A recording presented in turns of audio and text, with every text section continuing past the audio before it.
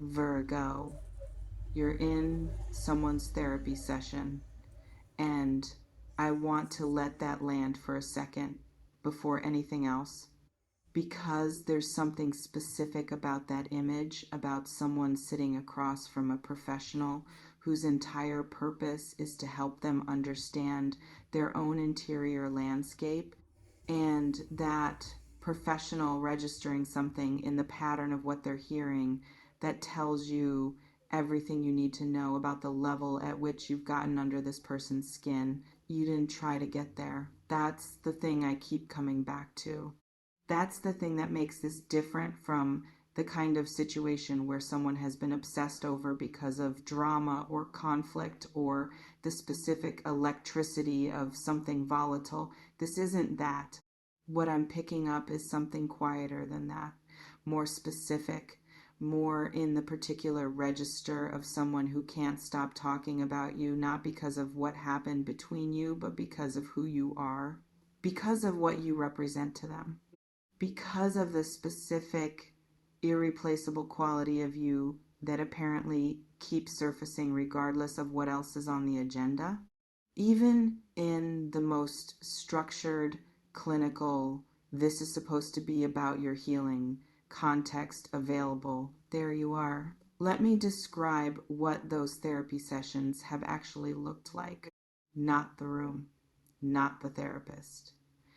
The interior experience of this person sitting in that chair trying to do the work of understanding themselves and finding repeatedly across what I keep getting is multiple sessions that the work keeps circling back to the same place, to you.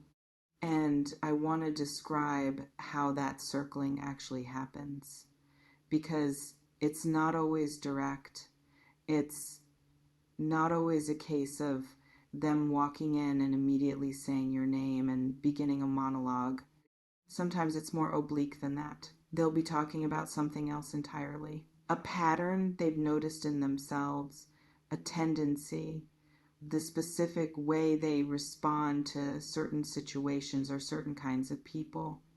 And the therapist, because therapists are trained to notice the threads that run through things, asks a question, pulls at something, creates a space for something underneath the surface thing to emerge. And what emerges every time eventually has something to do with you, with the specific way they feel in the context of you, with the particular version of themselves that exists when they're around you versus every other version. With the question, and I keep getting this as a recurring theme in these sessions, the question of why they can't seem to place you in the appropriate category and leave you there. Why you keep refusing to stay filed. Hold on. Because there's something about the therapist's reaction that I want to try to describe, since it's specific enough to be in the title and specific enough that I think it tells you something important. The therapist noticed a pattern, not in one session, across sessions. The specific pattern of someone who keeps returning to the same subject from different angles, who processes other things, genuinely processes them, makes progress, moves through them, but who circles back again with new context, with a different entry point, but back. And therapists, when they notice a pattern like that, do something. They name it, not dramatically, in the careful, neutrally worded way of someone who is trained not to project but to reflect. A question that sounds like a question but functions as a mirror. Something like, I've noticed you mention this person frequently. What do you think that means? Or something more specific to whatever thread kept appearing. And this person's response to that question was not comfortable, because being asked directly, being invited to look at the pattern rather than simply be in it, produced something, a recognition, a slightly unwanted clarity about the specific nature of what they're carrying when it comes to you. That the from the therapist wasn't dismissal, it was recognition. The specific professional, I'm seeing something significant here. Recognition of someone whose job is to understand human interior experience, encountering a case where the subject keeps returning to something with an intensity that suggests the subject hasn't fully understood their own relationship to that thing yet. That thing is you. There's an image I keep seeing and I need to describe it. A map with one location marked so many times that the marking has worn through the paper.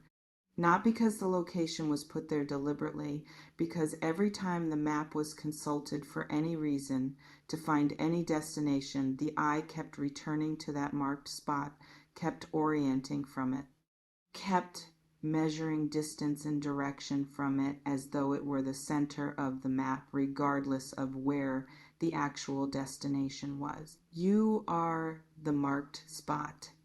Every time this person tries to navigate their own interior, every time they open the map of themselves to find something else, you are there at the center, the point everything else is being measured from, whether they intend that or not. And the therapist saw the worn through paper. The more I sit with this, the more I keep finding something about what specifically they can't stop talking about. And it's not the obvious thing. It's not the history, not what happened, not the narrative of events that can be told and retold in a therapeutic context as a way of processing. It's you yourself. The specific, particular, impossible to adequately describe quality of who you are. The way you think, the way you exist in a room, the way you see things and respond to things and handle things and carry yourself through the world. They keep trying to explain you to their therapist. And I want to describe what that looks like because I think it's one of the most revealing things in this reading. They'll start with something factual, something concrete, a way of establishing who you are to someone who has never met you. And the factual thing will feel insufficient, won't capture it, won't land with the weight it needs to land with. So they'll try again from a different angle, with a different example, a specific moment or interaction that they think will convey the essential thing about you. And that will also feel insufficient. And the therapist, patient, trained, genuinely trying to understand what they're working with, will ask clarifying questions, will try to help them articulate what they're circling, and they'll keep circling because what they're trying to describe is something that resists description. Not because you're mysterious or deliberately inaccessible, because the quality of you that has gotten under their skin operates at a level that words don't reach easily. That has to be experienced rather than explained. And they can't make their therapist experience it. So they keep trying to explain it. Wait, because there's something I want to go deeper on here. Something about why this is happening in therapy specifically that I think is significant, and I don't want to move past it. They went to therapy partly because of you, not explicitly, maybe not even consciously. But when I sit with the timing of when they started or when this particular theme became prominent in the sessions they were already having, there's a connection to something that happened with you or between you or in the aftermath of something involving you. The experience of you, whatever form that experience took, produced something in them that they recognized on some level required professional navigation. Not because you damaged them, because you revealed something about themselves, about what they want, about the gap between how they've been operating in relationships and how they actually want to operate, about the specific ways their patterns have been costing them things they value. You held up a mirror, not intentionally, not as a project, simply by being who you are in close enough proximity that the reflection became unavoidable. And what they saw in that mirror required processing, serious, structured, I need professional help processing, because it was significant enough to not be manageable alone. I want to describe something about what this person has been discovering about themselves through all of this.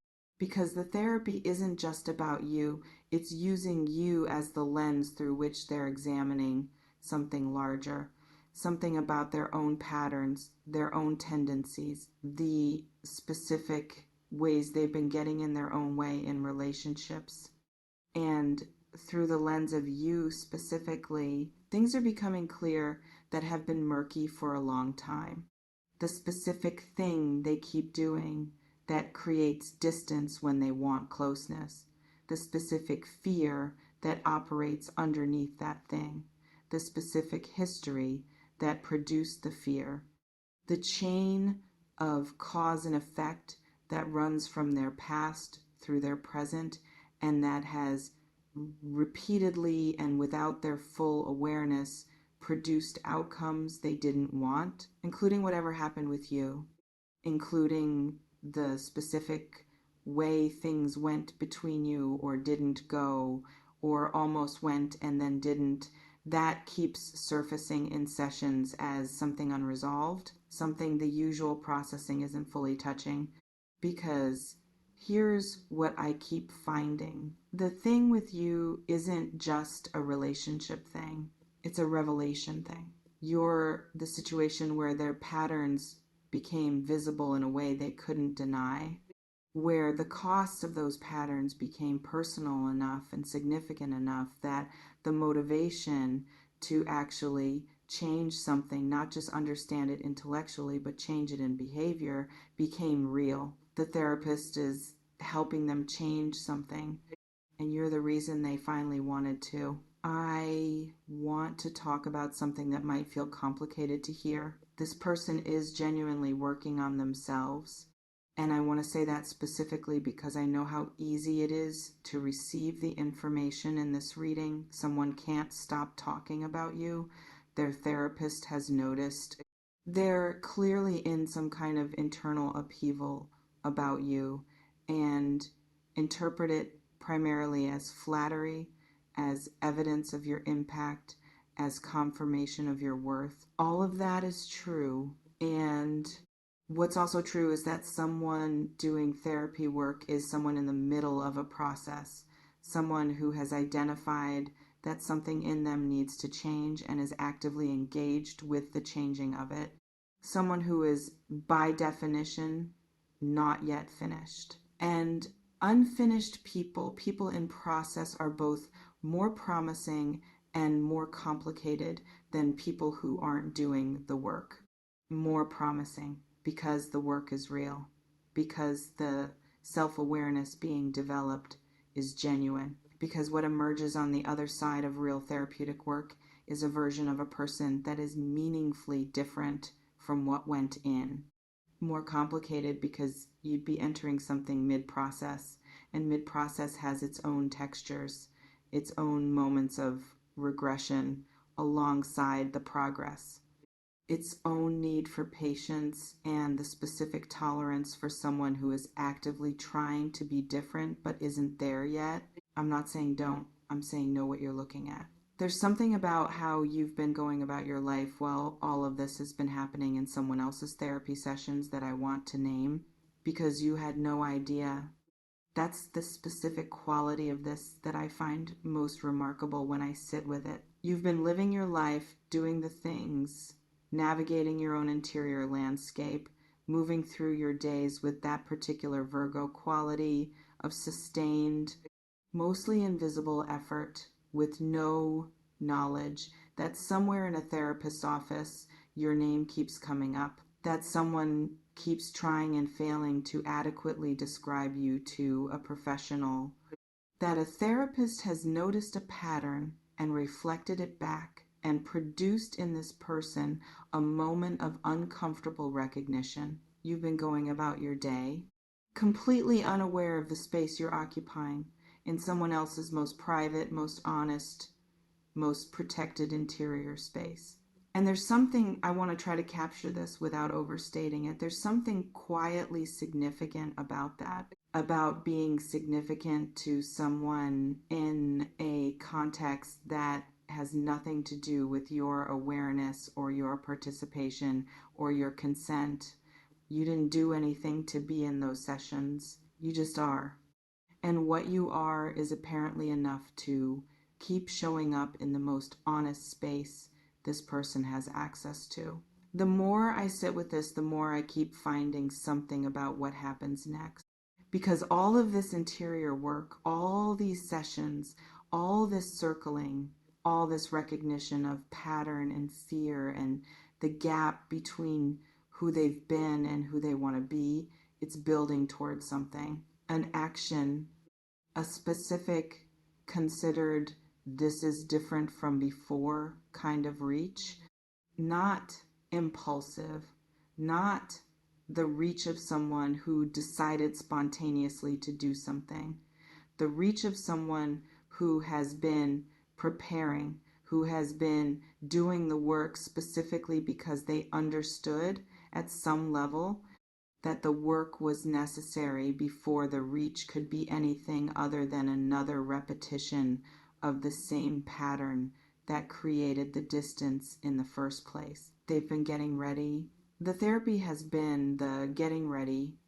And what I keep getting is that the getting ready is approaching completion. Not finished. This kind of work is never finished in the sense of being fully done, but complete enough, sufficiently far enough along that the gap between who they were and who they're becoming is large enough to make a real difference in how they show up, large enough to warrant the reach. I want to describe something about how this reach is going to feel different from previous contact, because you may have had contact with this person before, may have experienced them in earlier versions of themselves, versions that had the same underlying feeling, but none of the self-awareness that the therapy has been developing, versions that wanted but couldn't clearly articulate what they wanted, that felt but couldn't distinguish between what they felt and what their patterns were producing.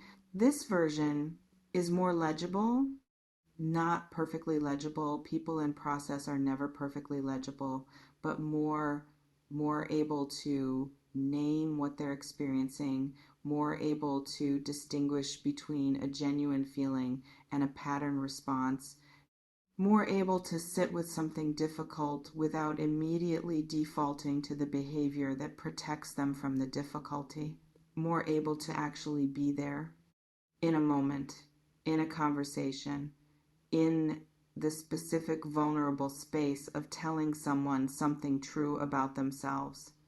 And that increased legibility, that greater capacity to be actually present rather than managed present, is going to register. You're going to feel the difference. There's something about the therapists that keeps pulling at me, and I want to try to say something about it, because a therapist is not a nothing. Therapists are trained in neutrality, in the careful maintenance of a non-reactive professional presence that creates space for the client's experience without imposing the therapist's own response. They're trained to not let their personal reactions into the room. And something about this person's talking about you produced a response that crossed that training slightly, not dramatically, but perceptibly, a moment of the therapist's own reaction surfacing, the of someone who has been listening to a pattern long enough that they can't entirely contain their recognition of it, who has heard enough about you specifically, enough attempts to describe you, enough circling back, enough evidence of the specific weight you carry in this person's interior to have their own sense of who you are and why you keep appearing. And that sense produced something, some version of, I see what's happening here. I understand why this person keeps returning to this subject. This is significant in a way that deserves naming. The therapist sees it too. The last thing, there's a version of you that exists in someone else's most private space right now.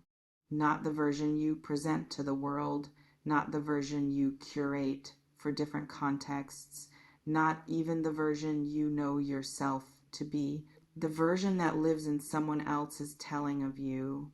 In the attempt, repeated, inadequate, genuinely trying to convey to a professional what it is about you that keeps making itself relevant, what it is about your specific quality that resists categorization, why you won't stay in the assigned box, why thinking about you keeps producing something in them that ordinary thinking doesn't produce. That version of you is apparently remarkable.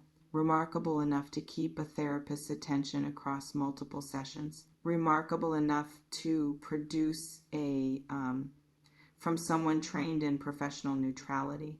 Remarkable enough that someone is paying money weekly to sit in a room and try to understand what you mean to them and what to do about it. And you've been going about your life completely unaware, just being yourself, just being the specific, particular, irreplaceable version of you that keeps showing up in someone else's most honest space without being invited, without trying, without even knowing. That's not nothing.